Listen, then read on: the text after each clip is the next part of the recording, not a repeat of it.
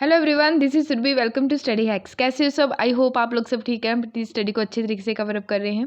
Discussion जो रहेगा आज का वो काफ़ी ज़्यादा इंपॉर्टेंट होने वाला है। कुछ इंपॉर्टेंट डेज है जो मैं डिस्कस करूंगी काफ़ी डिटेल में विद बैकग्राउंड के साथ। स्टैटिक पार्ट भी जो है वो डिस्कस करते जाऊंगी इस लेक्चर में। तो आइए आज का लेक्चर जो है वो हम लोग स्टार्ट करते हैं। सबसे पहले बहुत ही ज़्यादा इंपॉर्टेंट डे जो है जो आज सेलिब्रेट हो रहा है ऑल ओवर इंडिया में, national youth day. National youth day जो है स्वामी विवेकानंद जी की बर्थ एनिवर्सरी पे हर साल हम सेलिब्रेट करते हैं।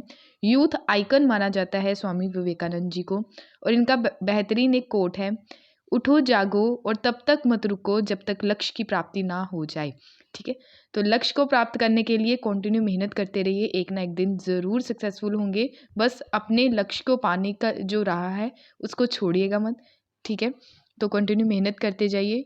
भगवान ने एक दिन ज़रूर डिसाइड किया होता है अगर कोई मेहनत करता है तो। ठीक है, तो आई होप आपको ये कोड जो है वो समझ में आ गया होगा। ठीक है, तो रुकना नहीं है अपने लक्ष्य को प्राप्त करने के लिए। ठीक है, तो सेलिब्रेट इसको किया जाता है जनवरी 12 को हर साल, यानी आज के दिन।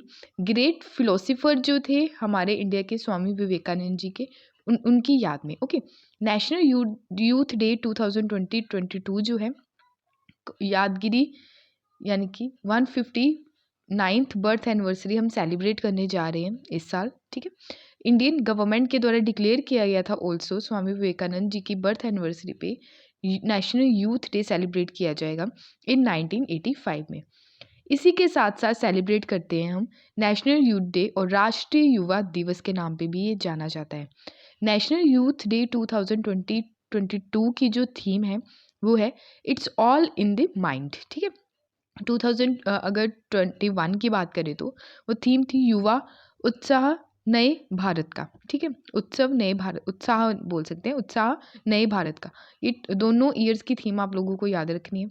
काफ़ी ज़्यादा इंपॉर्टेंट डे है ये, और कई बार एग्जाम में पूछा भी जा चुका है। ठीक है, उसी के साथ साथ ये जो डे है ऑर्गेनाइज किसके द्वारा करवाया जाता है?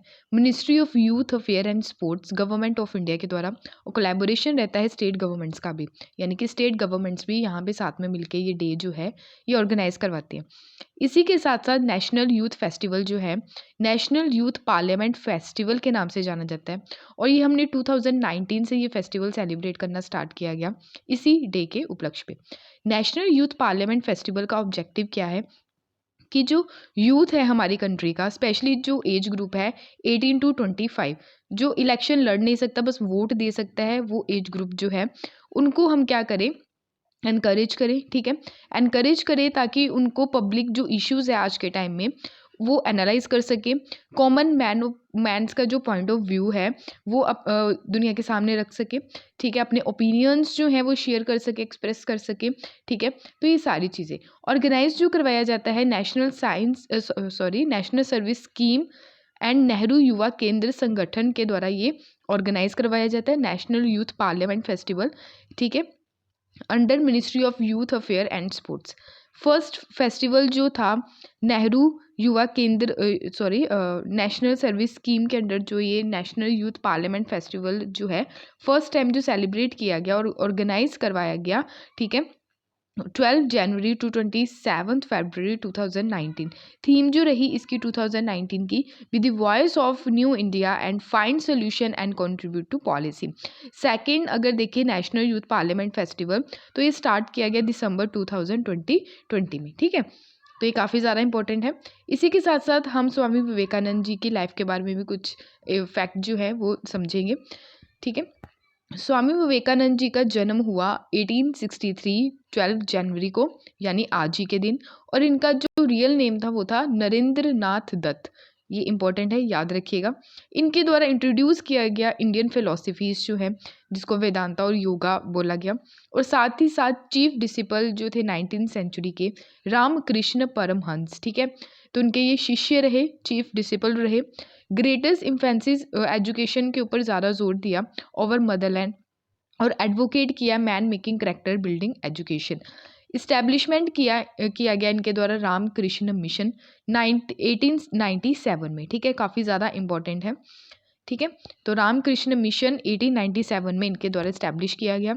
ऑर्गेनाइजेशन जो है ये वर्क करती है स्पेसिफिकली कौन कौन से एरिया पे फोकस करती है, एजुकेशन पे, कल्चर पे, हेल्थ पे, वुमेन पे, एम्पावरमेंट पे, यूथ पे, ठीक है, और ट्राइबल वेलफेयर और रिलीफ रिहेबिलिटेशन।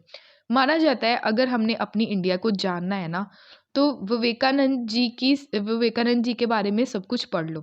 अगर विवेकानंद जी के बारे में सब कुछ पढ़ लिया तो हम अपनी कंट्री को जान गए, ठीक है। तो इनकी जब डेथ हुई थी वो कहाँ पे हुई थी, बेलूर मठ। बेलूर मठ कहाँ पे है, ये वेस्ट बंगाल में है, ठीक है। तो 1902 में इनकी डेथ हुई। बेलूर मठ वेस्ट बंगाल में सिचुएटेड है और हेड क्वार्टर भी हैं किसके, रामकृष्ण मठ एंड रामकृष्ण मिशन। बेलूर मठ जो है ये लोकेटेड है Hooghly bank of Hooghly river, तो याद रखिएगा, इंपॉर्टेंट है। नेक्स्ट यहाँ पे बात की जा रही है प्रवासी भारतीय दिवस की, काफ़ी ज़्यादा इंपॉर्टेंट है ये। अभी संडे को ही हमने ये सेलिब्रेट किया प्रवासी भारतीय दिवस, और इसको NRI डे भी कह के सेलिब्रेट करते हैं। प्रवासी भारतीय दिवस क्यों सेलिब्रेट किया जाता है, क्योंकि 9 जनवरी को 9 जनवरी 1915 को महात्मा गांधी जी साउथ अफ्रीका से इंडिया वापस लौटे थे, इसलिए उन्हीं की याद में ही हम प्रवासी भारतीय दिवस जो है हर साल नहीं, एवरी 2 ईयर, ठीक है, 2 साल बाद हम सेलिब्रेट करते हैं 9 जनवरी को, ठीक है। यहाँ एवरी ईयर नहीं है, ठीक है। तो कंट्रीब्यूट रहता है ओवरसीज़ जो इंडियन कम्युनिटी है जो अलग अलग कंट्रीज़ में रहती है, ठीक है, in the development of India. 9 January choose किया गया, आपको पहले बता दिया मैंने। 1915 में महात्मा गांधी जी साउथ अफ्रीका से वापस आए थे, वहाँ पे जो है इनके द्वारा काफ़ी ज़्यादा प्रोटेस्ट किया गया, ठीक है, अपार्थाइड मूवमेंट को लेके। तो ग्रेटेस्ट प्रवासी जो है रिटर्न आए इंडिया फ्रॉम साउथ अफ्रीका से, India's freedom struggle and change the life of India for ever, ठीक है। तो डे जो है ये इफेक्ट में आया 2003 से, हमने इसको सेलिब्रेट करना स्टार्ट किया गया, ठीक है। बट इन 2015 में डिसाइड किया गया कि हम एवरी 2 ईयर्स ये सेलिब्रेट करेंगे, ठीक है। तो 16 प्रवासी भारतीय दिवस कन्वेंशन जो है ये वर्चुअली हेल्ड हुआ न्यू दिल्ली में, ठीक है। थीम जो रही इसकी कंट्रीब्यूट टू आत्मनिर्भर। इस डे पे गवर्नमेंट के द्वारा कन्फर किया गया प्रवासी भारतीय सम्मान अवार्ड भी। गवर्नमेंट ऑफ इंडिया के द्वारा बहुत सारे इनिशिएटिव्स भी लिए गए हैं ओवरसीज़ इंडियंस के लिए, जैसे प्रवासी कौशल्य विकास योजना इंस्टीट्यूशनलाइज करने के लिए प्रोसेस जो है, स्पेशली स्किल डेवलपमेंट, स्पेशली जो इमिग्रेंट जो इंडियन वर्कर्स हैं उनके लिए। Scholarship programme for diaspora children, 100 scholarships इसके चलते दिए जाएगी, स्पेशली जो पर्सन है इंडियन ओरिजिन और नॉन रेजिडेंट इंडियंस को, स्टूडेंट्स जो हैं स्पेशली जो अंडर ग्रेजुएट कोर्सेज हैं, ठीक है। Know India program familiarizes Indian origin youth specially 18 to 30 years, ठीक है, Indian roots and contemporary India. E migrate system जो फॉरेन एम्प्लॉयर्स डाटाबेस है, इंश्योर करने के लिए उनके लिए वेलफेयर एक्सप्लोइटेशन जो रहता है इमिग्रेंट्स का, उसके लिए ये जो है ई माइग्रेट सिस्टम स्टार्ट किया गया। वज्र जिसकी फुल फॉर्म है visiting advance joint research facility scheme. तो रोटेशन प्रोग्राम है ये NRI साइंटिस्ट के लिए, इंजीनियर्स के लिए, डॉक्टर्स के लिए, मैनेजर प्रोफेशनल्स जो सर्व करते हैं इंडियन पब्लिक सेक्टर ऑर्गेनाइजेशन में, ठीक है। तो एक्सपर्टाइज जो चीज़ें रहेंगी उसके लिए वज्र जो है स्कीम ये स्टार्ट की गई, ठीक है। तो काफ़ी ज़्यादा इंपॉर्टेंट ये इनिशिएटिव्स हैं जो हमारे गवर्नमेंट ऑफ इंडिया के द्वारा लिए गए। तो आई होप आपको ये सारी चीज़ें क्लियर हुई होंगी। नेक्स्ट यहाँ पे बात की जा रही है गेटवे ऑफ हेल। अब ये गेटवे ऑफ हेल क्या है इसके बारे में हम जानेंगे, ठीक है। तो रिसेंटली अभी क्या हुआ है, तुर्कमेनिस्तान के द्वारा डिसाइड किया गया है, जहाँ पे ह्यूज फायर रहती है नेचुरल गैस में, यहाँ पे आप देख सकते हैं, ठीक है। तो इससे निपटने के लिए एक जो है तरीका इनके द्वारा खोज लिया गया है, ठीक है। जैसे नेचुरल गैस में मिक्सचर रहता है मीथेन का, कार्बन डाइऑक्साइड का, ठीक है, नाइट्रोजन का, हाइड्रोजन का, सल्फाइड एंड हीलियम। तो इसको दरवाज़ा गैस क्रिएटर के नाम से भी जानते हैं और साथ ही साथ गेटवे ऑफ हेल के नाम से भी जाना जाता है। तो ये कहाँ पे, तुर्कमेनिस्तान में ये ऐसी सिचुएशन देखने को मिलती है। तुर्कमेनिस्तान जो है ये सेंटर है मीथेन लीकेज का, क्योंकि यहाँ पे मीथेन जो काफ़ी ह्यूज तौर पे लीक होती है। 50 most severe methane gas leakage on शोर ऑयल एंड गैस ऑपरेशन 2019 में हुआ। 31 वर्ल्ड तुर्कमेनिस्तान, ठीक है। 50 तो हैं ऑल ओवर वर्ल्ड में, बट 31 तुर्कमेनिस्तान में है लीकेज की जो यहाँ पे प्रॉब्लम देखने को मिलती है, ठीक है। तो इसका जो इम्पैक्ट पड़ता है स्पेशली क्लाइमेट के ऊपर काफ़ी ज़्यादा पड़ता है। एनुअली एमिशन होता है जो स्पेशली जैसे कार्स का अरिजोना वाले रीजन में, उसके कंपैरिजन इसको किया गया है। अरिजोना वाला रीजन कहाँ पे है, ये USA यानी कि यूनाइटेड स्टेट ऑफ अमेरिका में ये रीजन है, नॉर्थ अमेरिका में, यहाँ पे आप देख सकते हैं अरिजोना, ठीक है। तो मीथेन जो है ये प्राइमरी कंट्रीब्यूटर है स्पेशली जो ग्राउंड लेवल ओजोन फॉर्मेशन होता है, हजार्ड्रियस जो एयर रहती है polluted and green house gases exposure होता है। अप्रोक्स 1 मिलियन जो प्री मेच्योर डेथ होती है इसके कारण ही होती है, यानी समय से पहले जो डेथ रहती है वो इसी के कारण मीथेन लीकेज के कारण देखने को मिली। 1 मिलियन एवरी ईयर होती है ऐसी, ठीक है। मीथेन जो है ये पावरफुल ग्रीन हाउस गैस है। ओवर 20 ईयर पीरियड्स में 80 टाइम्स मोर पोटेंट वार्मिंग हुआ है देन कार्बन डाइऑक्साइड से। यहाँ पे आप देख सकते हैं दरवाज़ा गैस क्रेटर जो है ये इसके बारे में हम पढ़ेंगे। ये लोकेटेड कहाँ पे है? काराकोरम डेजर्ट पे 260 किलोमीटर अवे है तुर्कमेनिस्तान की कैपिटल जो है अशकाबाद। अशकाबाद हमने एग्रीमेंट भी डिस्कस किया था, बताइएगा ये किसके लिए है, ठीक है, आपकी रिवीजन भी हो जाएगी। क्रेटर जो है ये बर्न किया लास्ट 50 ईयर से बर्न कर रहा है ये। Crater become the significant tourist attraction in the country. Okay, तो 2018 में कंट्रीज़ के प्रेसिडेंट थे, उनके द्वारा ऑफिशियली इसका रीनेम किया गया as a shining of Karakoram. Origin की बात करेंगे क्रिएटर की, डिटेल जो है ओरिजिन की अभी तक कोई डिफाइन नहीं कर पाया, बट बोला गया है कि 1971 में ड्यूरिंग जब सोवियत ड्रिलिंग ऑपरेशन हुआ था उसके चलते इसका क्रिएटर का ओरिजिन हुआ। और साथ ही साथ सोवियत जो जियोलॉजिस्ट है उनके द्वारा बोला गया कि एक बार वो क्या कर रहे थे, काराकोरम डेजर्ट में ऑयल निकालने का काम कर रहे थे, but natural by mistake natural gas जो थी, ठीक है, वहाँ पे इनके द्वारा ड्रिलिंग कर दी गई, उसके कारण अर्थ जो है कोलैप्स हो गई, ठीक है, और वहाँ पे 3 जो है ह्यूज सिंक होल्स बन गए जिसके कारण ये क्रिएटर जो है ये क्रिएट हो गया, ठीक है। सिंक होल जो है ये डिप्रेशन देखने को मिलता है इसका ग्राउंड पे, ठीक है, has no natural external surface drainage, ठीक है, क्योंकि एक्सटर्नल जो सरफेस ड्रेनेज है वो बंद हो गई, उसके कारण काफ़ी ज़्यादा ग्राउंड में डिप्रेशन देखने को मिलता है सिंक होल की वजह से।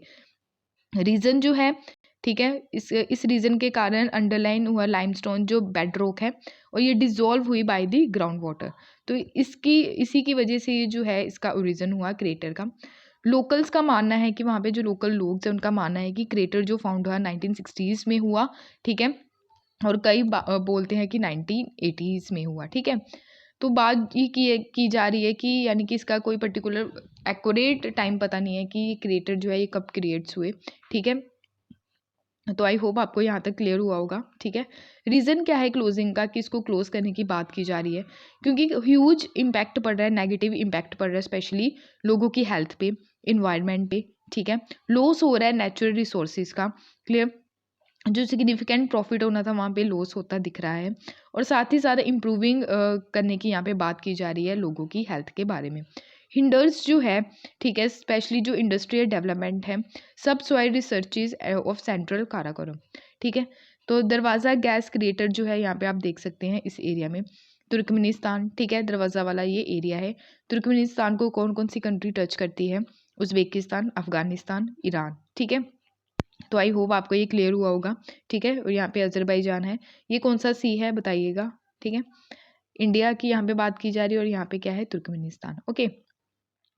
नेक्स्ट यहाँ पे जो बात हो रही है रेड सैंडर्स के बारे में बात हो रही है। सैंडर्स यानी कि सैंडलवुड यानी कि चंदन जिसको हम बोलते हैं। तो international union for conservation of nature जिसको IUCN का नाम दिया जाता है, तो रिसेंटली ही इनके द्वारा कैटेगराइज किया गया है रेड जो सैंडलवुड है, ठीक है, कि ये अब एंडेंजर कैटेगरी की लिस्ट में शामिल कर दिया गया है, ठीक है, into endanger category in the red list, ठीक है, एंडेंजर से रेड लिस्ट में इसको शामिल करने की बात की गई है। तो क्लासीफाई इसको किया गया है नियर थ्रेटेंड, इन 2018 में क्लासीफाई किया गया था। स्पीसीज जो है पेट्रोकार्पस सेंटलिनस, ठीक है, इंडियन एपिडेमिक ट्री स्पीसीज है ये, रिस्ट्रिक्टेड है ये geographical range in the western Ghats में, ठीक है। अब वेस्टर्न घाट्स क्या होते हैं? तो वेस्टर्न घाट्स आपको मैंने डिटेल में पहले भी पढ़ाए थे, फिर से रिवीजन कर लेते हैं, ठीक है। तो इस साइड है वेस्टर्न घाट, इस साइड है ईस्टर्न घाट्स। तो वेस्टर्न घाट्स में कौन कौन सी स्टेट्स आती हैं? गुजरात है, महाराष्ट्र, गोवा, कर्नाटका, केरला एंड तमिलनाडु का भी पार्ट आता है, ठीक है। तो टोटल 6 स्टेट्स जो हैं जो वेस्टर्न घाट्स का पार्ट है।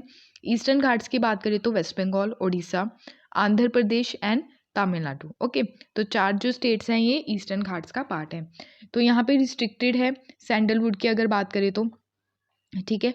एपिडेमिक है distinct track of the forest Andhra Pradesh में। रेड सैंडर्स जो है यूजली कहाँ पे ग्रो अप होता है ये? Rocky, degraded and fallow lands जो हैं, यहाँ पे रेड सॉइल भी अवेलेबल होती है, वहाँ पे ये ग्रो अप होता है। और ड्राई क्लाइमेटिक कंडीशन रहती है और हॉट क्लाइमेटिक कंडीशन रहती है।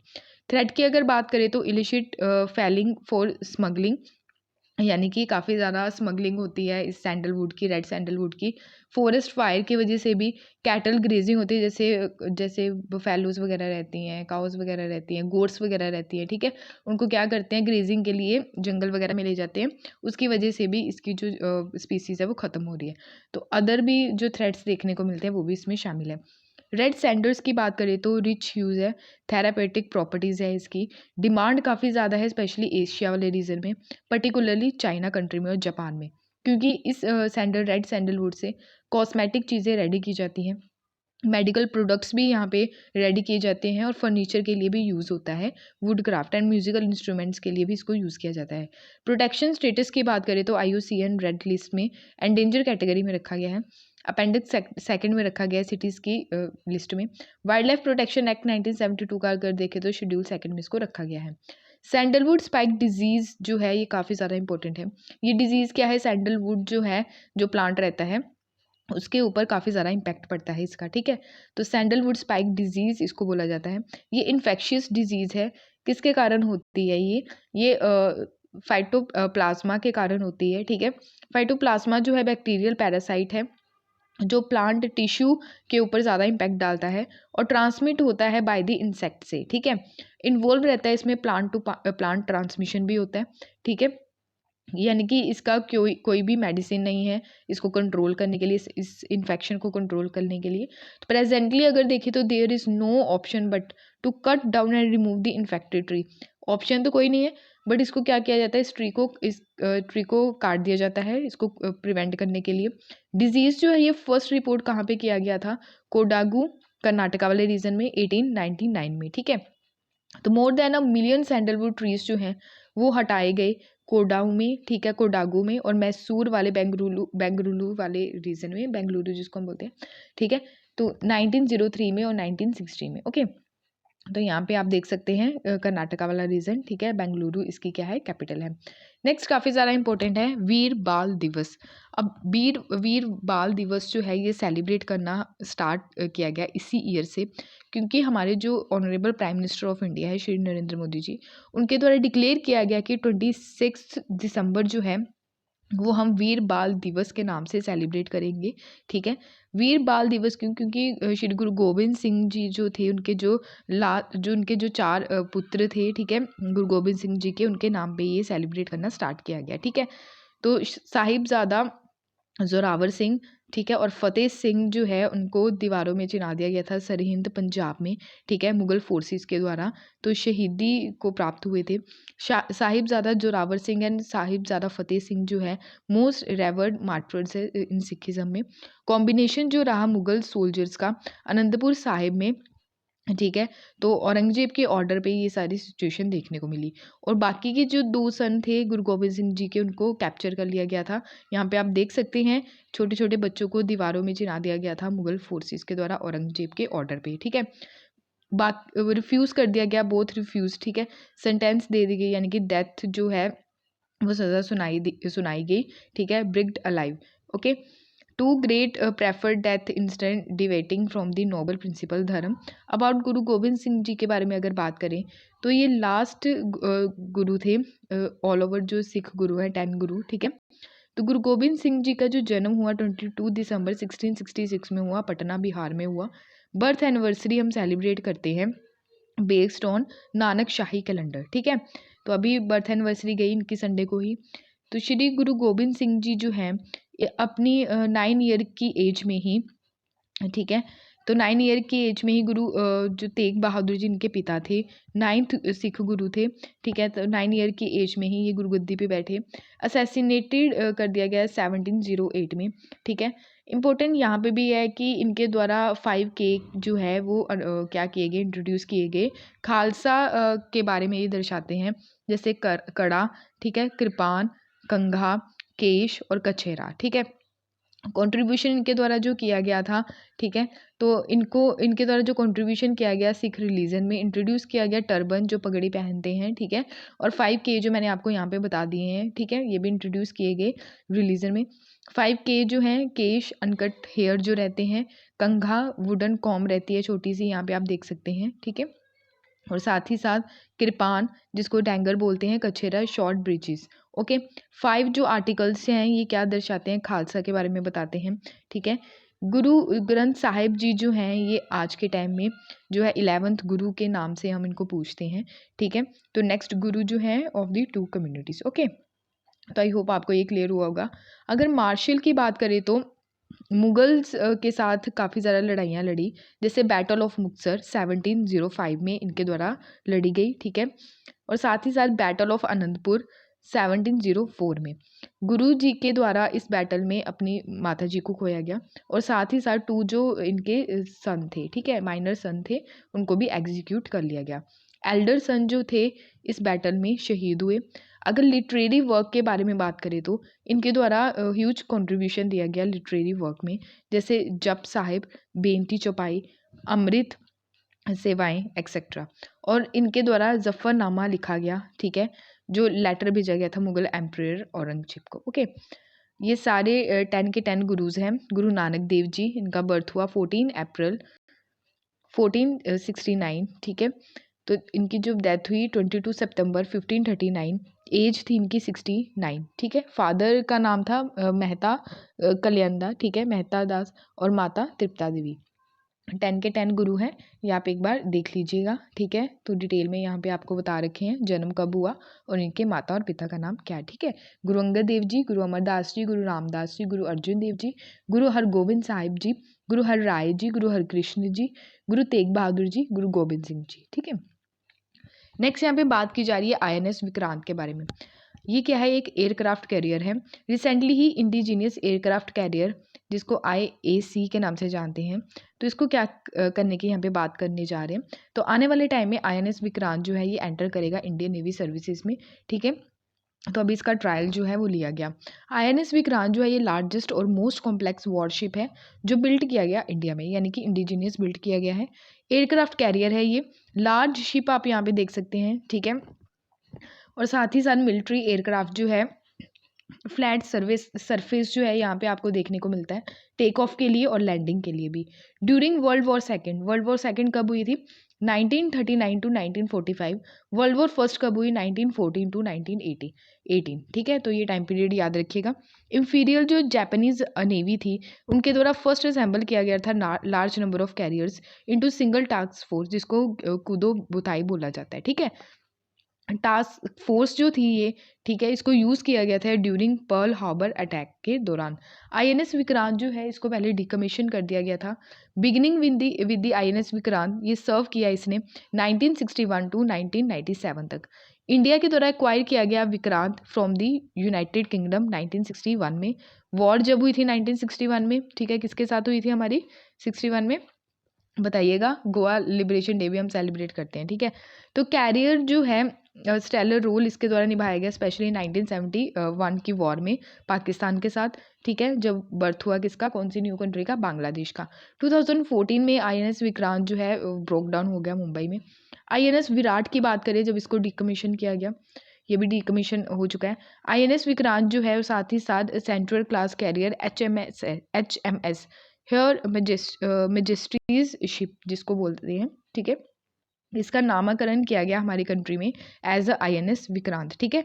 पहले इसको सेंट्रल क्लास कैरियर के नाम से जाना जाता था, फिर बाद में न्यू नेम इसका रखा गया INS विराट।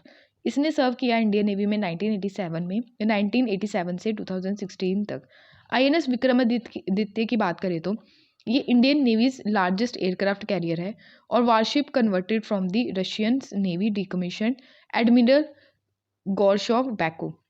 INS विक्रमादित्य जो है इसको मॉडिफाई किया गया कीव क्लास एयरक्राफ्ट कैरियर और कमीशन किया गया और सर्विस में लाया गया 2013 में। INS विक्रांत के बारे में अगर बात करें तो ये ऑर्डर टू कोमेमोरेट है लिगेसी ऑफ INS विक्रांत जो डिकमीशन किया गया था। फर्स्ट IAC था, विल बी रीनेम किया इसको INS विक्रांत। बिल्ड किया गया इसको कोचिन शिपयार्ड लिमिटेड में करंटली अंडर गोइंग सी ट्रायल्स इसके लिए गए हैं। कमीशन इसको किया जाएगा आने वाले टाइम में 2023 में। कंस्ट्रक्शन प्रोपेल्ड की बात करें हमारे इंडिया में, सिलेक्ट ग्रुप जो है कंट्रीज़ का, कैपेबिलिटीज़ यहाँ पे शो की जाएगी state of the art aircraft carriers की।